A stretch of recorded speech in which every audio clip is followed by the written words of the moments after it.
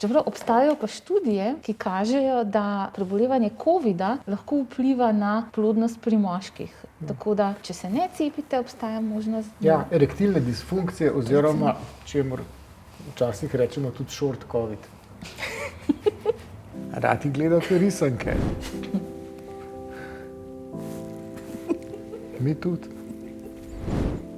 Pa poglejmo eno. Moram biti resna, ne?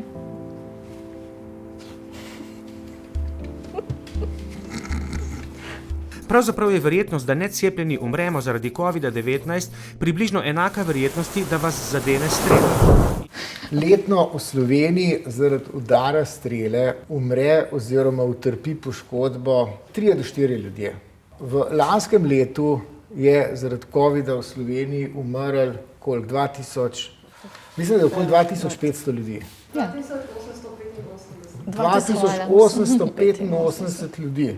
To pomeni, da bi vsak dan med 7 in 8 ljudi umrlo zaradi udara strele. A mislite, da bi kdo upal še psa na sprehod peljati? To si dejansko preveril, kje mislim? Ja. Mislim, te smrti zaradi strele? Ja. Okay. To so preverljivi podatki. Tako kot za COVID. Tako da te številke nekako ne pijejo vode. V bistvu je zelo težko komentirati take podatke, to zdaj nasplošno govorim, ker ne navajajo nobenih virov, od koder so črpali te podatke. Tako da z tega vidika. Kar pa ne velja za ta filmček, ker si lahko vse vire pogledate v spremnem tekstu. Proizvajalec cepiv vam tako ali tako ne zagotavlja, da ne boste zboleli, celo umrli za COVID-19. Pa sej nisem smrt zaradi COVID-a. Kaj pa long COVID? Tako, zelo zoprne dolgoročne posledice.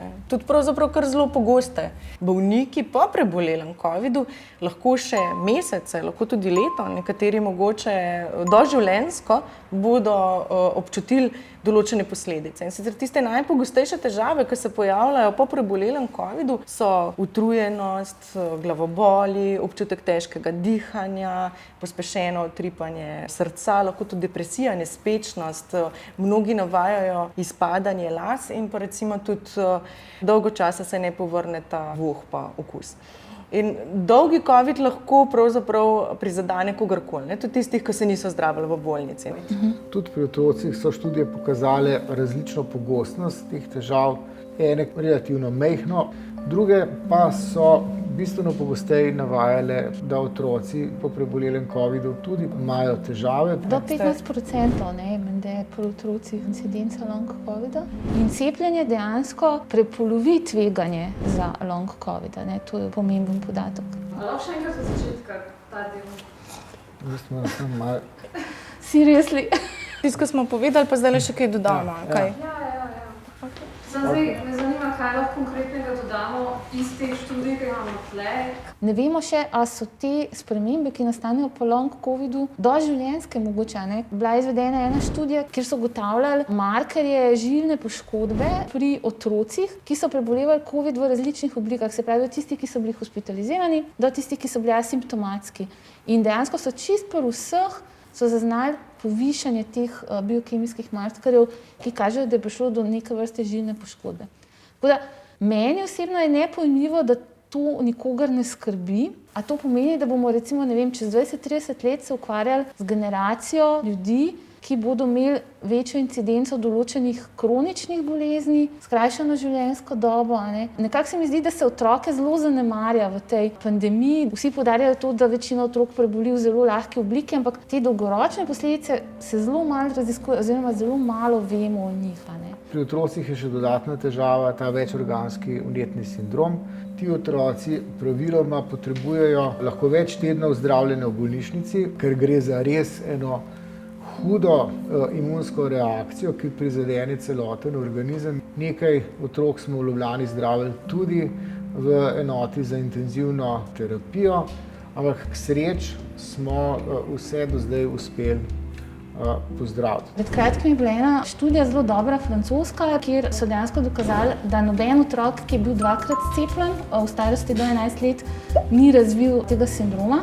Medtem ko pa že ena doza cepiva je v bistvu zmanjšala verjetnost, da nastanek sindroma za 90%. Pa mogoče bi še to poudarila, ker smo že pri otrocih. CDC je objavil poročilo, kjer ugotavlja, da v nekaj tednih po prebolelem covidu pri otrocih pride do povečane incidence prvega pojava oziroma diagnoze sladkorne bolezni tipa 1. Kar v bistvu ni presenetljivo, ker je v bistvu veliko virusnih infekcij bilo identificiranih kot nekih sprožilnih dejavnikov pri genetsko dovzetnih otrocih, da se potem pri njih razvije sladkorne bolezni. Tako da očitno tudi COVID spada med te viruse. Ja, tudi jaz lahko rečem, na kliniki smo imeli v lanskem letu več primerov, novo odkritih primerov sladkorne bolezni pri otrocih. Je pa to doživljenjska bolezen? Več kot prejšnje leto. Ja. Wow. Ja, cepljenje je pomembno. Je pa res, da je zdaj v teh kasnejših valovih bilo bistveno več primerov COVID-a pri otrocih in se bo zdaj tudi pokazalo, a je dolgi COVID pri otrocih dejansko tako pomembna bolezen. Dejansko so pa zdaj že epidemiološke študije, ki govorijo v prid temu, da po prebolelem COVID-u je večja zbolevnost in večja umrljivost zaradi številnih kardiovaskularnih bolezni pri odraslih bolnikih. Mislim, da bi se v naši risanki bolj bali oziroma bolj govorili o posledicah prebolelega COVID-a kot o posledicah cepljenja proti COVID-u, ker smo mnenja in v tem nas potrjujejo kar številne raziskave, da so posledice COVID-a neprimerno hujše kot posledice cepljenja. Dolgoročne posledice. Ja, dolgoročne, pa tudi pogostejše. Ja.